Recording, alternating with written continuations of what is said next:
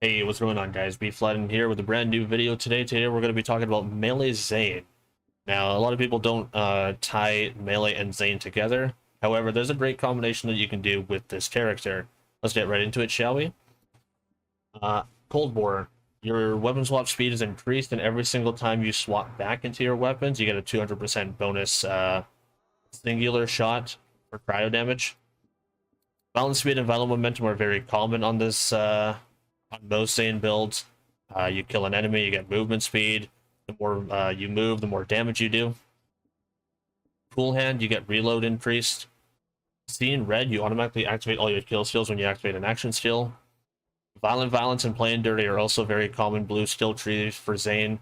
You kill an enemy, you get fire rate stacked up twice. And also, if you kill an enemy, your next 5 shots have a 75% chance to get an additional projectile. Good Misfortune is very solid on pretty much most Zanes again. You kill an enemy and you get action skill duration. Also works with Seeing Red, of course. Death's Fall is close. All of your kill skills get increased effect and duration by 25% and an additional 7 seconds. Inside Purple Tree, which is our next main tree that we focus on. Mana Focus, you get increased accuracy and handling. This is going to be excellent for our main weapon. Things like the Face Puncher and the Blade Fury. Headman's Hand, you get crit hit damage increased. Commitment, you get gun damage and action skill cooldown rate. We got 5 points from our class mod in here as well. Fugitive, you can sprint and shoot at the same time. And finally, the Art of War. After activating an action skill or action skill ability, the next shot that you fire from your weapon deals increased damage that stacks 10 times. I'm using Colder Shoulder along with Proliferation so I can get more shots out of my cannon. Inside Green Tree, we do Adrenaline for action skill cooldown rate, Party Stock for maximum shield capacity, Ready for Action just to move down the tree a little bit, and also we get shield recharge rate as well. And finally, Distributed Denial, just so that we can get into All-Rounder. 3 points into the mag size increase for Zane and Digiclone. It's actually very useful. And that's going to do it for our skill trees. For our weapons, we're maining the Blade Fury as a masher. The masher will give us 4 times pellets, which deals both weapon and melee damage simultaneously. It has a kill stack anoint, which is actually really solid.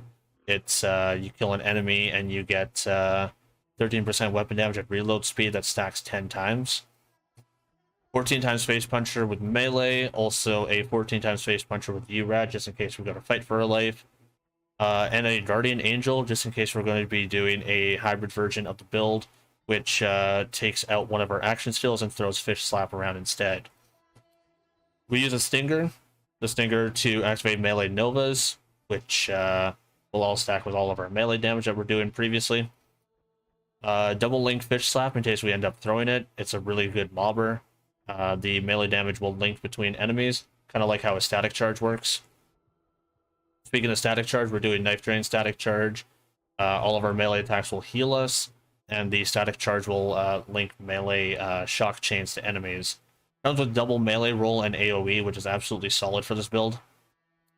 And then finally the Spy with splash radius, splash damage, and melee damage. It comes with 5 commitment. The splash damage and splash radius is going to be sticking to our Stinger, which is a melee Nova. And the melee damage is going to be doing everything melee for our character. So Blade Fury, Face Puncher, Stinger, you name it. Everything is very straightforward on this. It's just activate your action skill and then just continuously fire.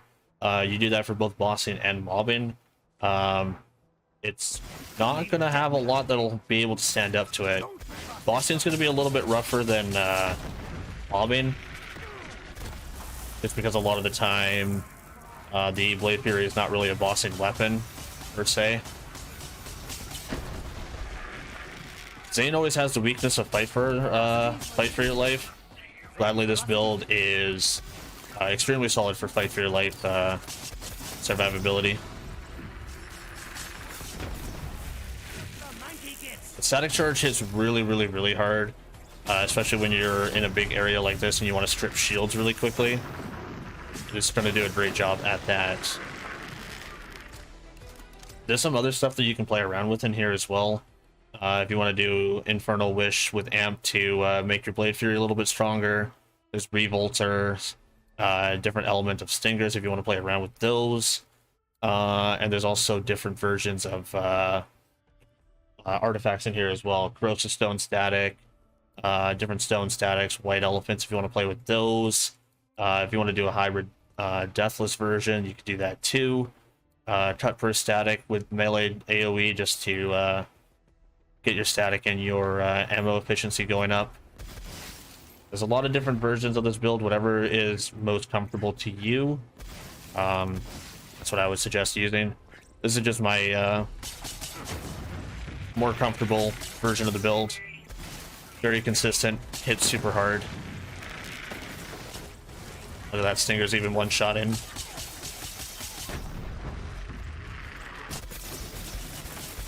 Everything. This pile here, gone.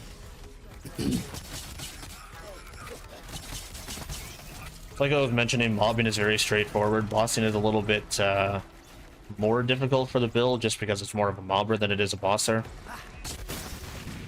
Especially with the Blade Fury, that is. Have I seen Amara with the Blade Fury? Yes, I actually have a Blade Fury Amara build that I created pretty much the day after launch of the Blade Fury. Yeah, it hits super hard. I do have plans to make a Flak as well, because now I have every character with the Blade Fury built except for Flak. I feel like we can't let Flak miss out on all this Blade Fury action.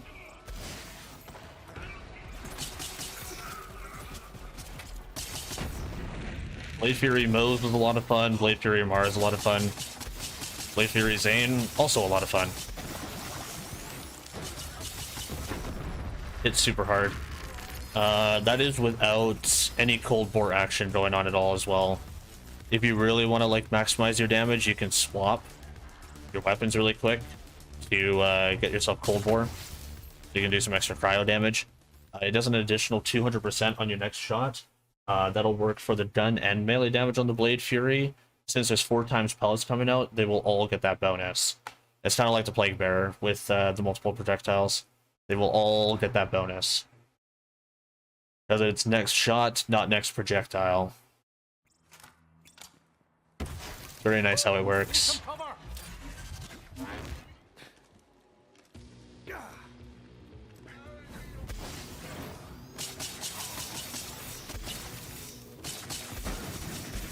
And that thing goes away. Nice and easy. Yeah, Cold War definitely makes its mark on the build for sure. Definitely. But yeah, once again, feel free to play around with the build. Brawler's Ward with Roid and melee damage as well. I totally missed that last time. Lots of different hybrid versions of the build. You can do URAD, you can do melee, you can do different Stinger elements, you can do White Elephants, you can do static charges, you can do different stones, whatever you want. There's a lot of potential with this build and a lot of fun to be had with this build. The save file will be in Discord as always. Feel free to join the Discord and grab the save file, which will be in there now. My name is Beef Platinum, guys, and I'm signing on out of here. Take care all. Laters.